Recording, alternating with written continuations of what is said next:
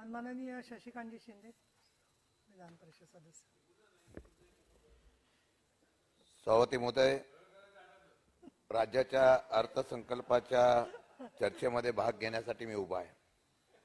त्यांना नियम माहित नव्हता. सभापती महोदय,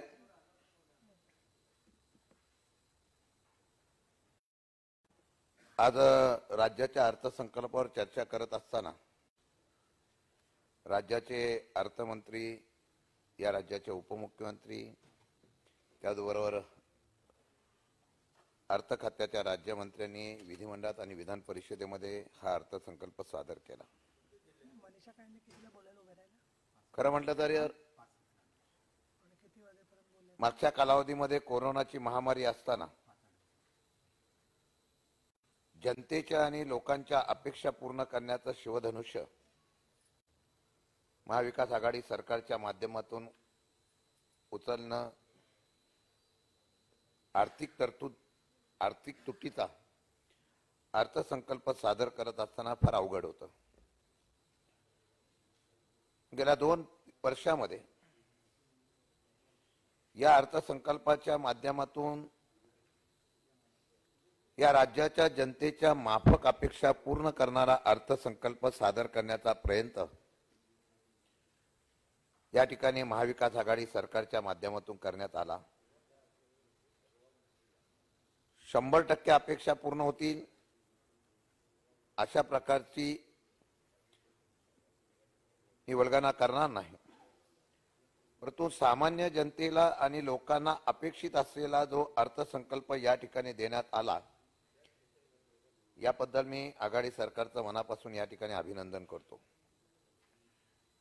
फार विस्तृतपणे बोलत असताना एवढंच एक उदाहरण म्हणून देईल की केंद्रामध्ये कोरोनाच्या कालावधीमध्ये खासदारांचा असलेला विकास निधी सुद्धा थांबवण्यात आला होता, पण राज्यामध्ये कोरोनाच्या कालावधीमध्ये असलेला आमदारांचा विकास निधी हा वाढवण्याचा इतिहास सुद्धा या महाराष्ट्र राज्याने करून दाखवला.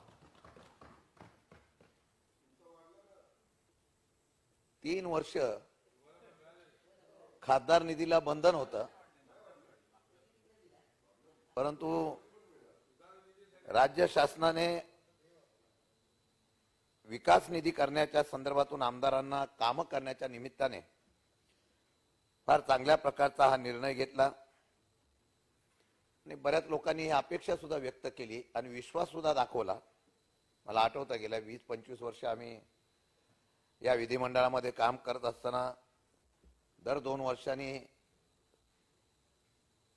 आमदार विकास निधी वाढावा म्हणून आम्ही सर्वजण मागणी करायचो. त्यावेळेला कधी 50,000, कधी 1 लाख अशा अपेक्षा करत असताना 50 लाख कधी वाढेल अशी अपेक्षा असायची. पण भविष्य काळामध्ये सुद्धा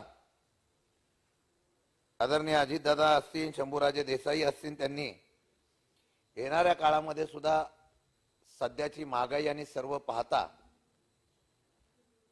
युक्रेनचा आणि आता रशियाचा वार चालू आहे, मग लोखंडापासून अनेक त्या ठिकाणी असलेले महागाईचे उच्चांक गाठत असताना येणाऱ्या काळामध्ये सुद्धा आमदार विकास निधीला मदत करावी आणि वाढ द्यावी अशा प्रकारची अपेक्षा या ठिकाणी सदनामध्ये मी करतो.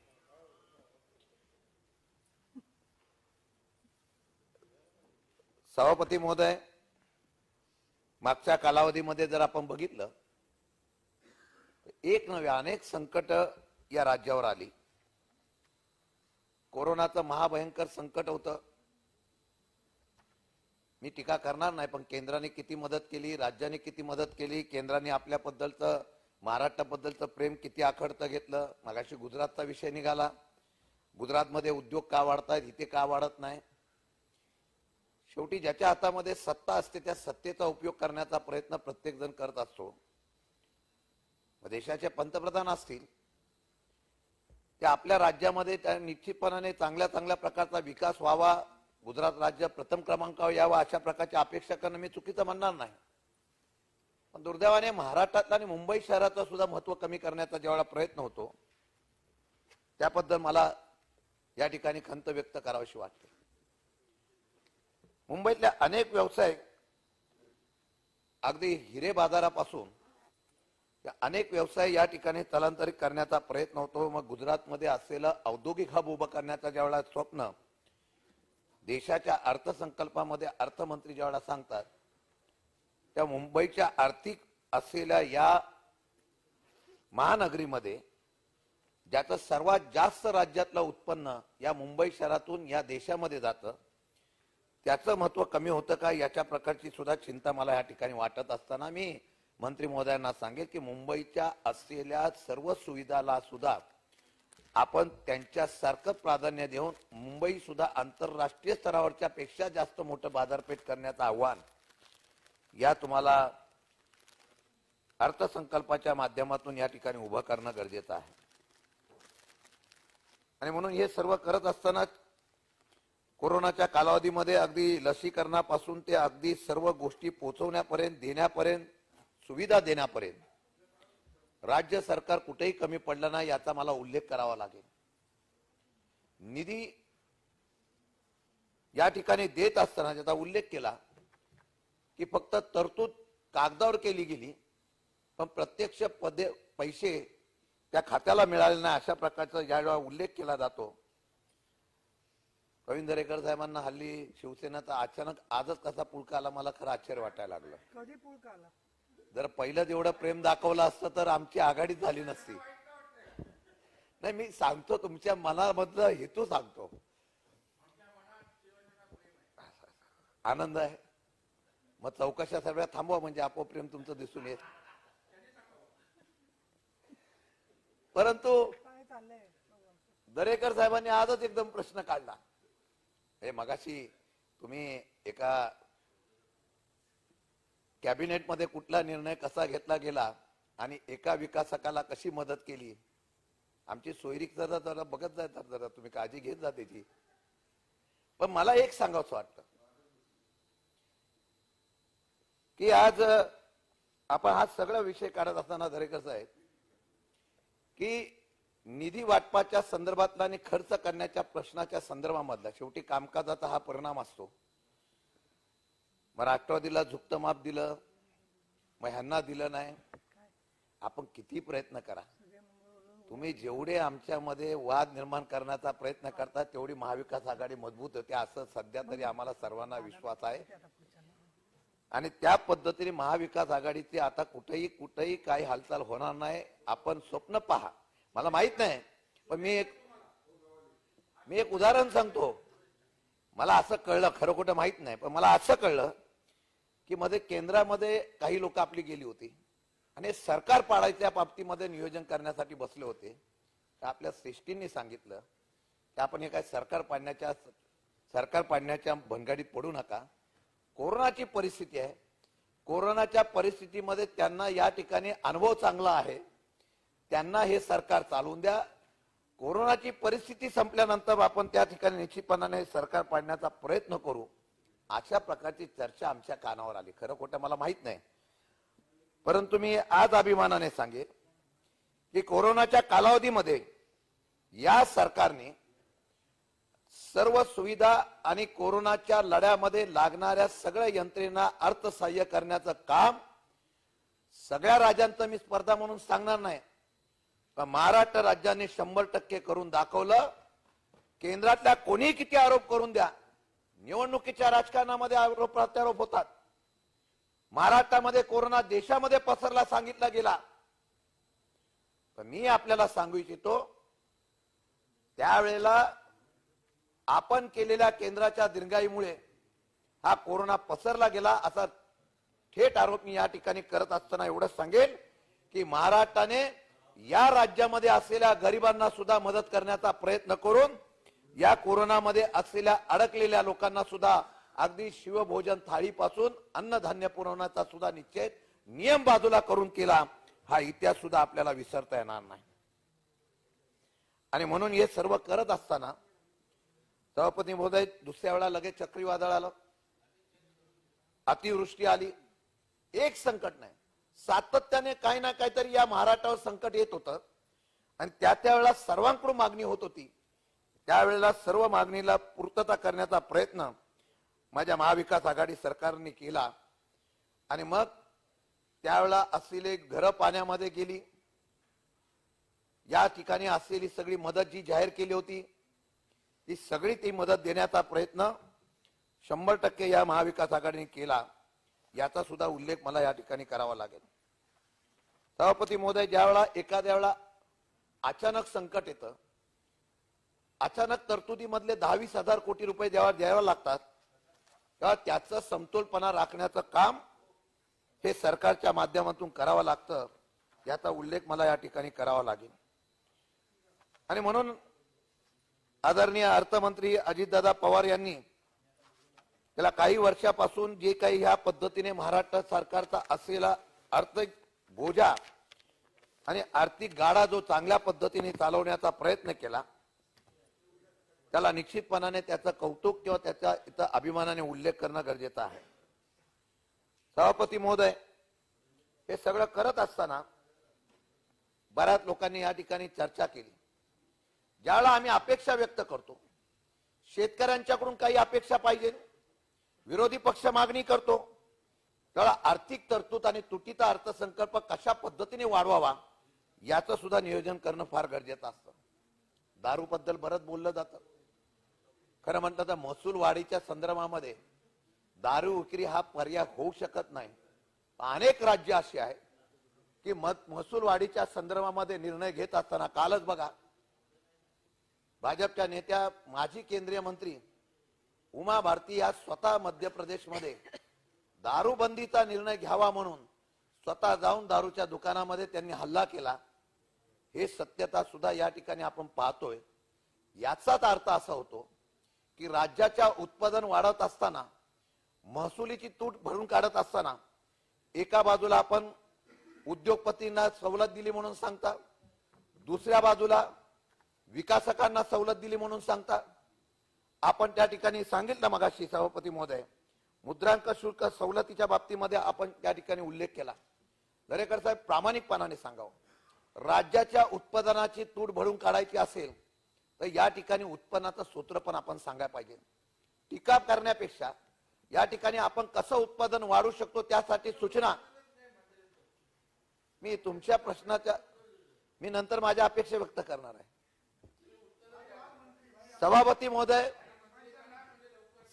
महोदय, विरोधी पक्षाने त्यावेळेला राज्य सरकारच्या असलेल्या तुटीच्या संदर्भामधला सुद्धा विषय सांगणं गरजेचं होतं, मार्ग सांगणं गरजेचं होतं, तरतुदी सांगणं गरजेचं होतं.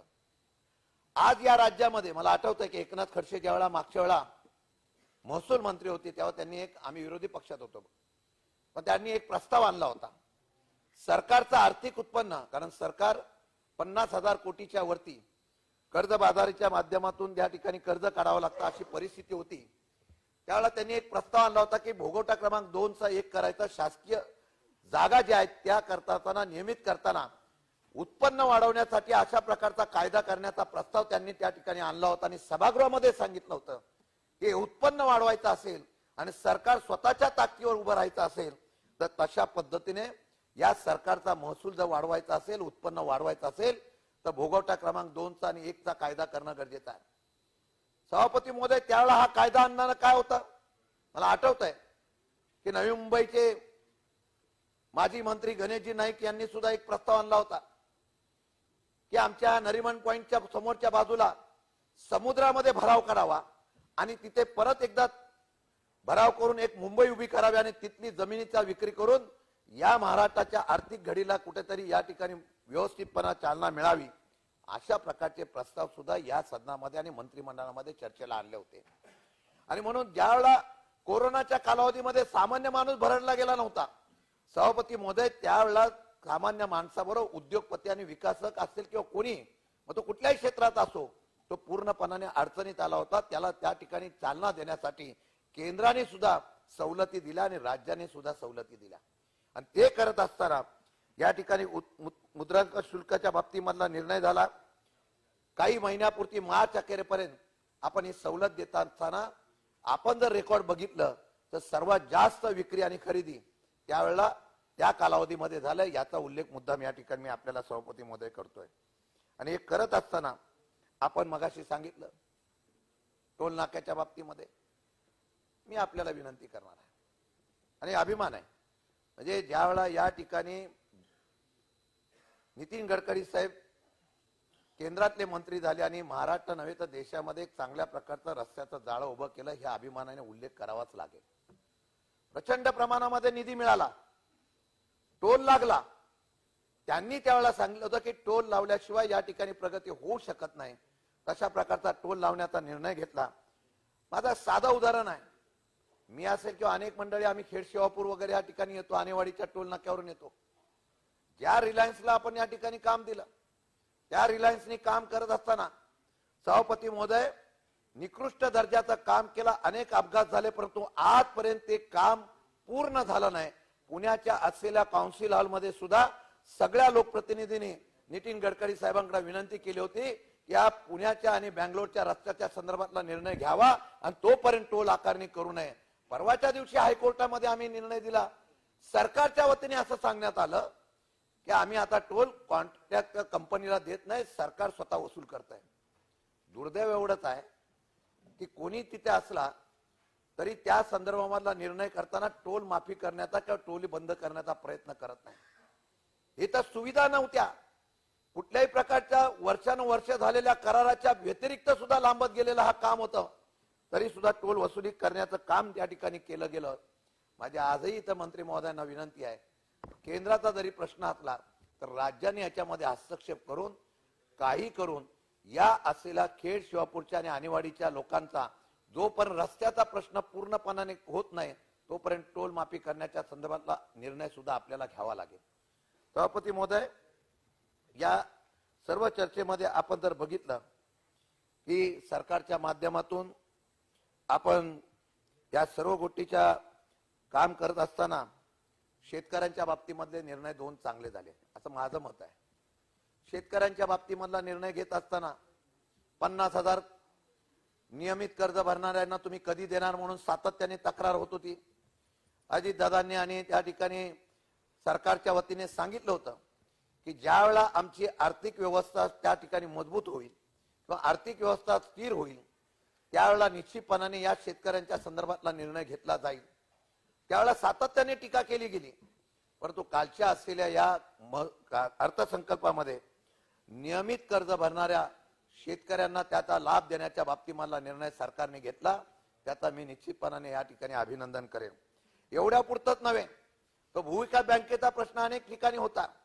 भूविकास बँकेचा प्रश्न करत असताना त्यांची प्रॉपर्टी विकली गेली, पण 950 कोटी रुपये फक्त कर्मचाऱ्यांचे फक्त देणी द्यायचं अशा प्रकारचं चित्र निर्माण झालं आणि अनेक लोकांची मागणी होती. उपसा सिंचन योजना होत्या. या सर्व योजनेच्या संदर्भातला निर्णय करताना शेतकऱ्यांच्या वर असलेला भूविकास बँकेचा जो शिक्का होता तो उठवण्याच्या बाबतीमधली मागणी होती आणि त्याचा सुद्धा निर्णय कालच्या या अर्थसंकल्पाच्या माध्यमातून करण्यात आला. मला खात्री आहे की वीज बिलाच्या बाबतीमध्ये सारखी तक्रार आहे. एका बाजूला एसटी महामंडळ असेल, एका बाजूला वीज महामंडळ असेल, या सर्वांच्या असलेला आर्थिक सहाय्य केल्याशिवाय ही महामंडळ व्यवस्थित चालू शकत नाही. ही वस्तुस्थिती आपल्या समोर असताना मी आपल्याला विनंती करणार आहे की या ठिकाणी राज्याच्या मुख्यमंत्र्यांनी सुद्धा या वीज महामंडळाच्या आणि शेतकऱ्यांची वीज कपातीच्या बाबतीमध्ये काय निर्णय घेता येईल याच्या बाबतीमध्ये निर्णय घेण्याच्या बाबतीमधल्या सूचना केलेल्या आहेत. आपण काही योजना जाहीर केल्या. माझी विनंती आहे सरकारला की आपण वीज सवलत देत असताना जो नियमितपणे वीज भरतोय त्याला कोणत्याही परिस्थितीमध्ये त्यांच्या असलेल्या वसुलीच्या मध्ये जी थकबाकी असेल त्यात काय सवलत देता येते का, त्यांच्या व्याज दरामध्ये काय सवलत देता येते का, याच्याबद्दलचा निर्णय सुद्धा आपल्याला निश्चितपणाने घ्यावा लागेल. सभापती महोदय, हे सर्व करत असताना आज या ठिकाणी पंचसूत्रीच्या माध्यमातून या राज्य सरकारने वेगवेगळ्या प्रकारचे कार्यक्रम, वेगवेगळ्या प्रकारचा निधी, वेगवेगळ्या प्रकारच्या उपाययोजना करण्याचा प्रयत्न आपल्याकडे केलेला आहे. या संदर्भामध्ये मराठी भाषा असेल, महाराष्ट्र भवन असेल, अनेक कामं करण्याच्या बाबतीमधला निर्णय त्या सरकारच्या माध्यमातून घेतला गेला. आपण सांगितलं, खरं म्हटलं तर संभाजी महाराजांची त्या दिवशी पुण्यतिथी होती. त्या दिवशी त्या असलेल्या पुण्यतिथी दिवशीच मला वाटतं की सरकारच्या वतीने संभाजी महाराजांच्या स्मारकाबद्दल आणि त्यांच्या असलेल्या या परिसराचा विकास करण्याच्या संदर्भातला निर्णय घेतला. अनेक गड किल्ल्यांना संरक्षण देण्याचा प्रयत्न केला. अनेक गड किल्ल्यांना संरक्षण देत असताना सभापती महोदय, मी आपल्याला एक विनंती करणार आहे. मला वाटतं शंभूराजे देसाई आपण सातारमधल्या, संगम माऊलीच्या इथं या असलेल्या स्मारकाचं, तिथल्या असलेल्या समाधी स्थळाचा विकास व्हावा आणि त्याचबरोबर या असलेल्या संगम माऊलीमध्ये जसं नाशिक मधल्या असलेल्या त्र्यंबकेश्वर सारखं महाराष्ट्रातल्या कानाकोपऱ्यातून लोक त्या ठिकाणी येत असतात आणि तिथं दशक्रिया किंवा वेगवेगळ्या प्रकारचे धार्मिक कार्य होत असतात. खरं म्हटलं तर तिथे चांगल्या प्रकारचं तिथं आलेल्या महाराष्ट्रातल्या कानाकोपऱ्यातून आलेल्या लोकांना धर्मशाळा आणि तिथं त्या प्रकारचे कार्य किंवा तिथले धार्मिक कार्य करण्यासाठी वेगळ्या प्रकारची तिथं तरतूद करणं गरजेचं आहे. आज ते रेतीत मातीत त्या ठिकाणी तो कार्यक्रम करत असतात आणि मला कल्पना आहे की तिथं शाहू महाराजांपासून अनेक लोकांच्या त्या ठिकाणी स्मृती आणि तिथं समाधी स्थळ आहे. त्यांचा विकास करण्याचं नियोजन मला वाटतं आपण मागच्या वेळा जाहीर केलं होतं. त्याच्या संदर्भामधला निर्णय घेणं पण फार गरजेचं आहे. आणि म्हणून हे सर्व करत असताना सभापती महोदय आज वेगवेगळ्या प्रकारचं काम करत असताना मगाशी सांगितलं मेट्रोचं काय झालं. आज 3 जलवाहतूक, दळणवळण आणि त्याच पद्धतीने मेट्रोच्या संदर्भातला निर्णय सुद्धा या सरकारच्या माध्यमातून घेण्यासाठी निधी उपलब्ध करण्याचं आश्वासन या तिन्ही बाजूला देण्याचं अर्थमंत्र्यांनी जाहीर केलं. त्याचा त्यांनी उल्लेख केला.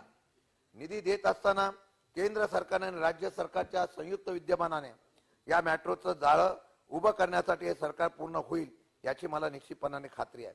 आणि ते करत असताना एकच विनंती फक्त मी मंत्री महोदयांना करणार आहे, सगळ्या सदस्यांच्या वतीने आम्ही करणार आहोत की आर्थिक बजेटमध्ये तरतूद करत असताना विधान परिषदेच्या सदस्यांच्या सुद्धा काही कामं की नाबार्ड किंवा वेगवेगळ्या प्रकारच्या विकासाच्या असलेल्या रस्ते वगैरे ह्या संदर्भातून असतील त्यावेळेला आम्ही 100% म्हणत नाही, पण काही प्रमाणामध्ये या कामाला सुद्धा प्राधान्य देण्यासाठी आपण विचार करणं फार गरजेचं आहे असं मला वाटतं. मग त्यामध्ये पंतप्रधान ग्रामसडक योजनेचा आपण उल्लेख केला, मुख्यमंत्री ग्रामसडक योजनेचा तरतुदीचा उल्लेख केलेला आहे. शेवटी लोकप्रतिनिधी हा खालचा असो किंवा वरच्या सभागृहाचा असो त्याच्याकडे सुद्धा कामं मागण्याच्या संदर्भातून विकास करण्याच्या संदर्भातला निर्णय होत असताना तशा पद्धतीत प्राधान्य देणं हे मला वाटतं योग्य आहे. आणि म्हणून त्या ठिकाणी आपण तशा पद्धतीने निर्णय घ्यावा. आपण बऱ्याच तीर्थक्षेत्रातील मंदिराचा उल्लेख केला. खरं म्हटलं तर कोरोनाच्या कालावधीमध्ये तुम्ही घंटानाद करत होता, आम्ही आरोग्याच्या मंदिराचं काम करत होतो. आता तुमची जी मागणी आहे ती मागणी करत असताना दरेकर साहेब आपण 20-22 मिनिटं झालीत, अजून 35 सदस्य बोलायचे आणि वेळ आपल्याला वाटून दिलेला आहे. त्याच्यामुळे सगळ्यांना मागच्या सदस्यांवर नेहमीच अन्याय होतो. त्यामुळे काय राज्यमंत्र्यांनी खुलवलं तुम्हाला की यांची मागणी जास्त येते, जरा आता विचार करा.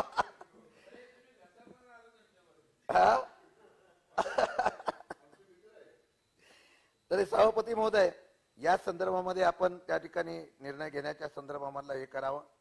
उपसा सिंचन योजनेच्या बाबतीत जलसंपदा खातं सांगलीला जुक्त माप देतं, इकडं देत नाही. अनेक प्रश्न उठले, त्याचं उत्तर ते देतील. परंतु दुष्काळ भाग हा सांगलीमध्ये आहे, पडळकर समोर आहेत, त्यांना विचारा. ते दुष्काळ भागाला पाणी साताऱ्यामधून जातं आणि फायदा तिथं आम्ही सांगलीला देतो. महागड्या जरी असल्या तरी तिथल्या लोकांना त्या गरजेच्या या आहेत उपसा सिंचन योजना आहेत आणि त्या दिल्यानंतर तो भाग सुपीक होऊ शकतो. मला आठवत आहे मी ज्यावेळेला मंत्री होतो तेव्हा आटपाडीला ह्यांच्याकडे आर पाटील साहेबांकडे कार्यक्रमाला गेलो होतो. आज स्वर्गवासी आर पाटील इथं नाही आहेत, पण 23 गावाची योजना करताना ते पाणी जेव्हा त्या रानामध्ये आलं, माळ रानावर, तेव्हा त्या व्यक्तीच्या असलेल्या चेहऱ्यावरचा आनंद आम्ही पाहिला. स्वतः त्या असलेल्या कॅनलमध्ये आबाने डुबकी घेतली. 20 वर्षाची प्रतीक्षा माझी आज संपली की ज्यावेळेला तो आनंदाने व्यक्ती बोलत होता. म्हणजे दुष्काळाची दाहकता काय होती ही ती करत असताना विदर्भ असेल, मराठवाडा असेल, सगळीकडं या नियोजनाच्या संदर्भातून 19,000 कोटी मला वाटतं दिलेले आहेत. त्यामुळे त्याचा बॅलन्सिंग करण्याचा प्रयत्न करावा. पण खरोखर ज्याची गरज आहे त्या भागाचा दुष्काळ कमी करण्यासाठी नियोजन करण्याच्या संदर्भातला निर्णय घेणं फार गरजेचं आहे असं मला वाटतं. आणि म्हणून ह्या सर्व करत असताना बैलगाडी शर्यतीची आता स्पर्धा होते. आता या बैलगाडी शर्यतीची कोणी परवानगी घेतली, काय घेतली याच्यावर मी जाणार नाही. पण बैलगाडी शर्यतीच्या संदर्भामध्ये मी सुनील केदारांचा मुद्दाम या ठिकाणी उल्लेख करेन, राज्य सरकारचा उल्लेख करेन. प्रत्येकाने प्रयत्न केले, पण मनापासून सुनील केदारांनी ज्या पद्धतीने त्या प्रकरणाच्या संदर्भामध्ये अगदी सरकारी वकिलांच्या संदर्भात त्या दालनामध्ये जाऊन सुद्धा चर्चा करून कोणत्याही परिस्थितीमध्ये दिल्लीला सुद्धा जाऊन ही बैलगाडा शर्यत सुरू करण्याचा प्रयत्न सरकारच्या वतीने केला, त्याबद्दल मनापासून त्यांचं अभिनंदन करणं सुद्धा त्या ठिकाणी गरजेचं आहे. आणि हे करत असताना सभापती महोदय, उत्पन्न वाढवण्याच्या संदर्भामधला आपण या ठिकाणी हे करत आहे. दरेकर साहेब, आपल्याला मी सांगेल की आपण सांगितलं की महसूल विभागाच्या संदर्भामधला परवानगी घेणं फार गरजेचं आहे. मग 25 कोटीच्या वरती नसत्या अडवल्या जातात वगैरे. आपल्याला कल्पना आहे की ज्या वेळेला अर्थ खात्याच्या संदर्भातली कमान ज्या व्यक्तीकडे आहे, तो ज्या वेळेला निर्णय घेतात त्यावेळेला त्या निर्णयामध्ये कुठल्याही प्रकारची त्या ठिकाणी तरतूद करत असताना कुठेही तडजोड नसते. निर्णय जागच्या जागी होतो. हे विरोधक सुद्धा या ठिकाणी दादांच्या असलेल्या निर्णयावर त्या ठिकाणी वक्तृत्व करतात. आणि म्हणून माझी म्हणणं असं आहे की आपण या सर्व गोष्टीच्या माध्यमातून, सरकारच्या माध्यमातून ज्या पद्धतीने आता या सदर काम केलेलं आहे त्या कामाचा उल्लेख करत असताना मी एकच विनंती आता सभापती महोदय आपल्या मंत्र्यांना करणार आहे. मी पंचायत समिती कोरेगाव याच्या संदर्भातली मागणी केली होती. खरं म्हटलं तर इमारत आहे, परंतु 2-2, 3-3, 4-4 ठिकाणी त्या ठिकाणी त्या इमारतीचं भाड्याने घेतलेले आहे. जागा उपलब्ध झालेली आहे. तरी पंचायत समिती कोरेगाव या ठिकाणी निर्माण करण्याच्या संदर्भामधला मागणी केलेली असताना त्याच्यात अर्थसंकल्पामध्ये तरतूद झाली नाही. याच्याबद्दल आमची विनंती आहे की सार्वजनिक काम आहे, ते काम करत असताना महाविकास आघाडीच्या माध्यमातून ते काम झालं हे दाखवण्याच्या संदर्भातली संधी आहे. म्हणून तशा पद्धतीचं ते काम मंजूर करण्याच्या संदर्भातला निर्णय घेण्यात यावा, अशा प्रकारचा विनंती आपल्याला या संदर्भातून आपल्याला कळतो. महाराष्ट्राच्या असलेल्या अर्थसंकल्पामध्ये आपण महाराष्ट्र स्वाभिमानाने उभा करावा, महाराष्ट्राची अर्थव्यवस्था सुरळीत चालावी. आणि मी आजही अभिमानाने सांगेल की महाराष्ट्रामध्ये एवढी ताकद आहे की देशाचा अर्थसहाय्य आणि देशाची अर्थव्यवस्था आणि महाराष्ट्राची अर्थव्यवस्था ही स्वतःच्या ताकदीवर उभा करण्याचा प्रयत्न करत असताना, येणाऱ्या सर्व गोष्टीला समर्थपणे समोर जात असताना सर्वसामान्य लोकांचे प्रश्न सोडवण्याच्या संदर्भामध्ये हे सरकार कटिबद्ध राहील. येणाऱ्या संकटाला सुद्धा तेवढ्या तोडीने ताकदीने उत्तर देतील. आणि महाराष्ट्रातल्या जनतेच्या आणि सर्वांच्या अपेक्षा पूर्ण करत असताना पूर्ण ताकदीने त्यासाठी लागणारा निधी हा उपलब्ध करण्याच्या संदर्भातला निश्चित प्रयत्न करेल. म्हणून सरकारने घेतलेल्या अर्थसंकल्पाचा मनापासून या ठिकाणी अभिनंदन करतो आणि थांबतो. जय हिंद, जय महाराष्ट्र. आता मला सभागृहाला विनंती